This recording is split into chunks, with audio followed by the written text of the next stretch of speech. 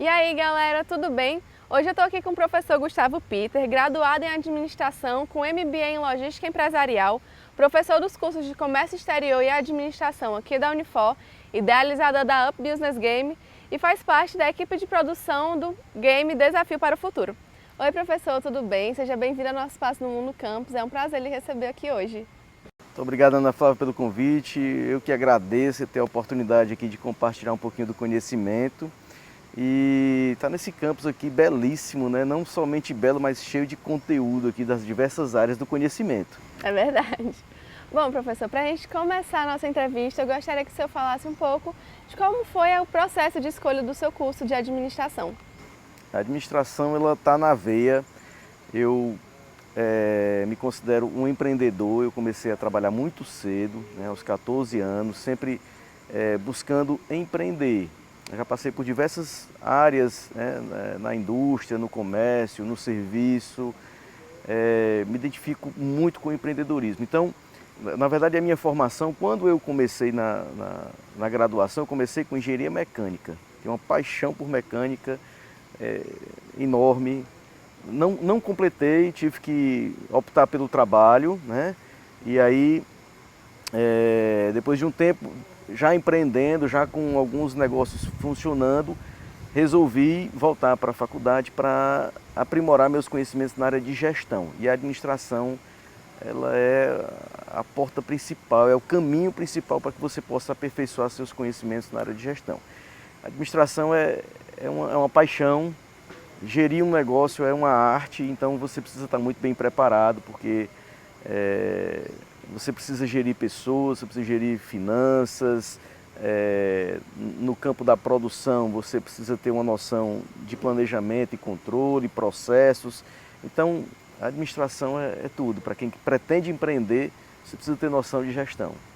Bom, e falando sobre empreendedorismo, como eu disse anteriormente, o senhor foi idealizador da Up Business Game, que é uma plataforma que visa a simulação do mercado e do empreendedorismo em si, né? Sim. E eu gostaria de saber como foi esse processo de idealização e principalmente em que momento o senhor percebeu a necessidade de criar essa plataforma atrelado tanto à educação. Foi interessante. Eu, na verdade, assim, como eu já falei, a minha vida profissional, eu sou de mercado, né? Eu me tornei professor em 2015. Já fazia parte dos planos realmente entrar para a docência, né? É uma arte que eu sempre almejei, mas a idealização do Up Business, ela veio a partir de uma experiência profissional.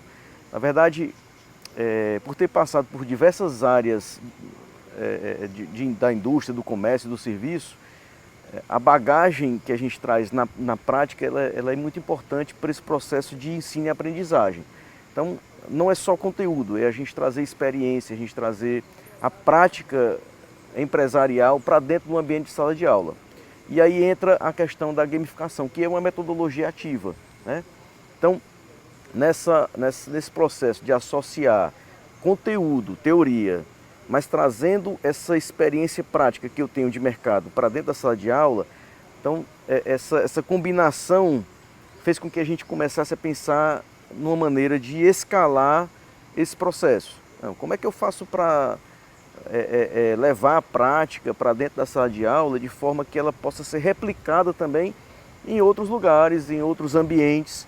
E aí nós começamos a idealizar esse jogo, né? Essa plataforma, que hoje não é um jogo somente, é uma plataforma, né? Porque dentro da plataforma a gente consegue inserir dados, né? Os alunos conseguem fazer o planejamento estratégico, elencar ali missão, visão, valores, desenvolver uma análise SWOT, definir seus objetivos, para que dentro do processo de gamificação ele consiga tomar as decisões e verificar se os seus resultados estão alinhados com o planejamento estratégico. Então ele não é só um game, ele é uma plataforma que interage com o aluno dentro desse processo de tomada de decisão e verificação de resultado. Então aí nesse início de jornada na academia, nós visualizamos essa possibilidade de criar um game, né?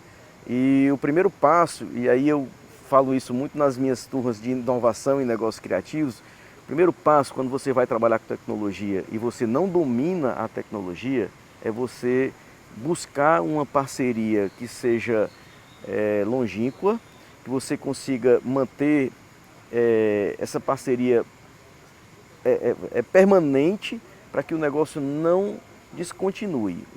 Eu sugiro, eu particularmente prefiro chamar alguém, né, um conhecido, um parente, um amigo próximo, que entenda de desenvolvimento, no caso de tecnologia, para ser sócio do negócio.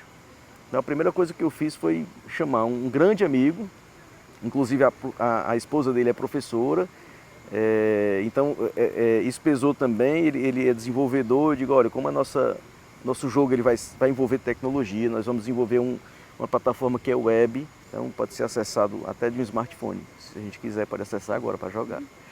E aí nós apresentamos a proposta para eles e eles aceitaram na hora. Então, toda vida que a gente vai envolver tecnologia, e eu como administrador não domino a tecnologia, é melhor que você tenha alguém na equipe para reforçar essa equipe.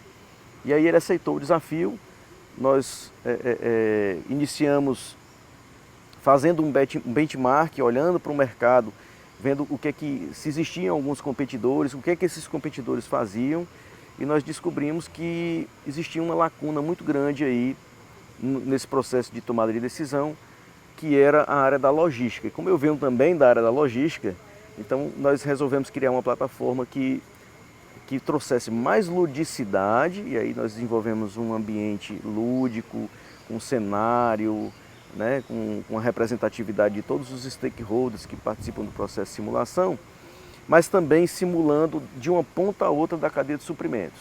Então hoje nossa plataforma ela simula desde a compra de matérias-primas, fabricação, venda, até o transporte e entrega do produto, é a logística.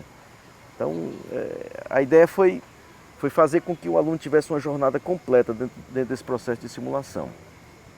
E aí nós fizemos um piloto numa turma e o sucesso foi absoluto.